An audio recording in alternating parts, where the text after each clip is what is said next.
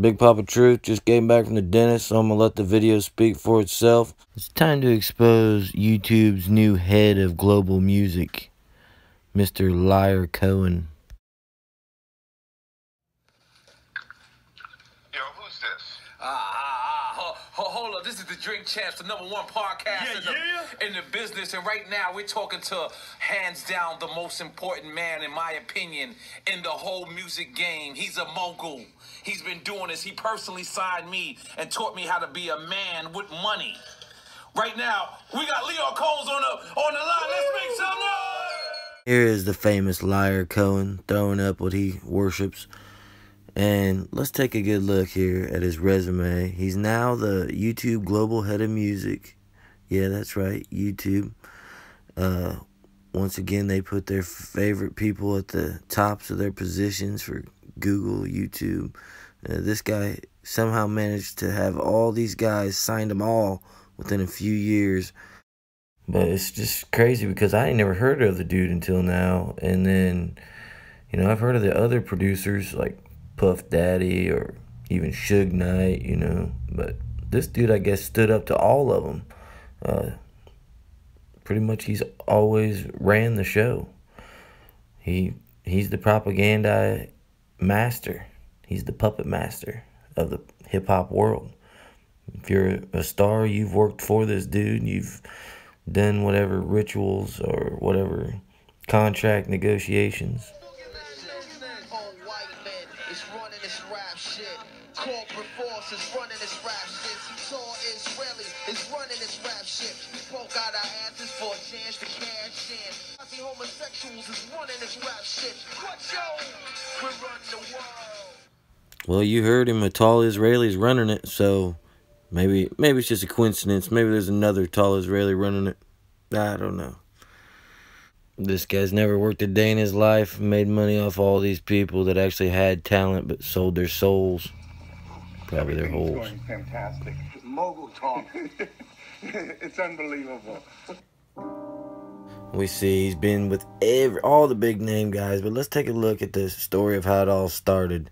Back with a $700 investment right out of college. So, your friends bring you into the music fold. The story starts with you throwing a party in LA with the Circle Jerks and Run DMC. I grew up with all the possibilities. So you throw that first show, you invest $700, turn it into $30,000? Yeah, invested $700, made $36. Now this was kind of hard to find, as he actually kind of is a crypto Jew, but as you see, he don't deny it when it comes down to it. Radio, and we have a special guest calling in today, a luminary in our business and a proud Jew, Leoff Cohen, ladies and gentlemen. Clap it up, ladies and gentlemen. Thank you. Leoff, Thank you. I'm so thrilled and honored to be asked to do your radio station, especially on the last day of Hanukkah. L'chaim, shalom. Jewish people have always been involved in urban cultural arts all the way back to the early beginnings of jazz music. It's just something that's always happened. Well, my mother was always the person encouraging me to experiment and to try to find a occupation that, in her words, could help me avoid work. Why? Because she felt like 99% of the world works and less than 1% are supposedly Jews. I've already avoided work all my life. say it again. It wasn't right. It wasn't right? No. This is Leoff motherfucking Cohen. You did. 300. You did. YSL. Come from Israel. You get to New York, and by virtue of having a passport when no one else in the office does, you end up going on the road with Run DMC. Yes. Wow, so this dude had his passport, so he got to become the road manager out of college. No way, man. Here in the late 80s, you amass, clientele, basically everyone that matters in hip-hop, from De La Soul to Public Enemy. And didn't want to sell. Now, here's how funny thing about life, okay? They forced me to sell at the highest month in the history of the music business. And if it was up to me, I would have rid it all the way down. How many years since 1999 has it been?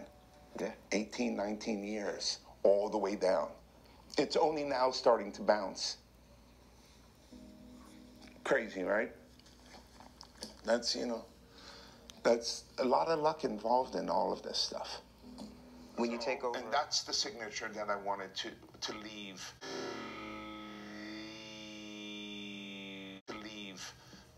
At the Warner Music Group. While you set up 300? The concept of 300 happened because, first of all, I'm prepared to eat myself. Surpassing 1 million subscribers.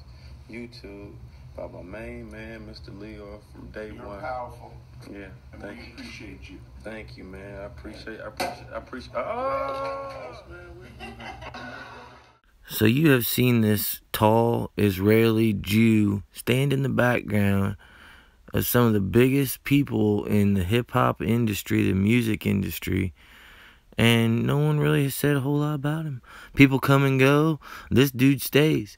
He makes more money and more money. Now he's the head of YouTube, global music. I mean, now he's handing out gold play buttons too while he's got his own company, 300. I mean, do you see how big these people are? All starting with a $700 investment. Now he's with Google. He's actually working with Google. Having been at the center of hip-hop from the beginning, and unequivocally involved with the music industry, he is a prime suspect when it comes to engineering culture. The first sentence of a mainstream music article from Complex about Leoff Cohen says if there were a shadowy Illuminati controlling the world of rap, Leoff Cohen would be its all-seeing eye, the man behind the scenes, pulling the strings of the most powerful players and reaping the benefits.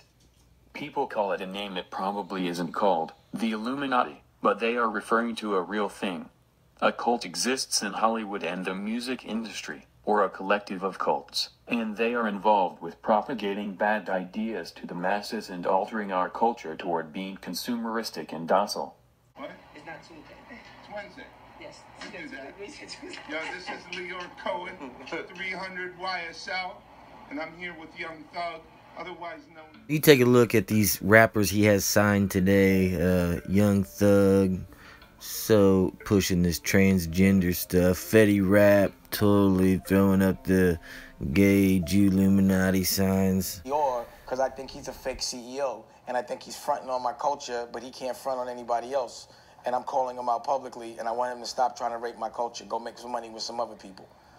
Like, stop having your agenda be hip-hop. They have people that their job is to create beef so that they can monetize it. Pause. And to make a long story short, just to run down my resume really quickly, I created this show called Spring Bling. Artists like Eve, I helped create that image that we see it for now. Even after I left BET, I was Dave Chappelle's stand-in, so I saw everything that happened with him. And to really capitalize it even more, basically, since 1997, whatever has happened in urban America as far as the perception on television and film, I was basically the fly on the wall. So for me and the fellas around me, it was all fun, but we did not know that we were a part of a system. You understand? So I literally lived the devil taking me to the mountain and saying, you can go to the left, we can have all of this. And I was there. It was ritualistically done. The vice president sent his right-hand man to me 3 straight weekends. They do everything in threes. 300. He did. 3 weekends in a row. Hey, D-Brad, let's go hang out. And every weekend, he kept beating me in the head. Get rid of this Rap City, man. You can do more than Rap City, D-Brad. You can do more than you need to come with us. Then the 3rd night, it was the vice president's birthday. They picked me up in a long white stretch limo. We go to Joe's Uptown, up in the Bronx in New York. We go to Joe, we hang in the VIP. Get me everything I want. Then every time we hung out, it was the same way. Then they bring me to the back room. And in the back room, they have this long table with a white sheet set out.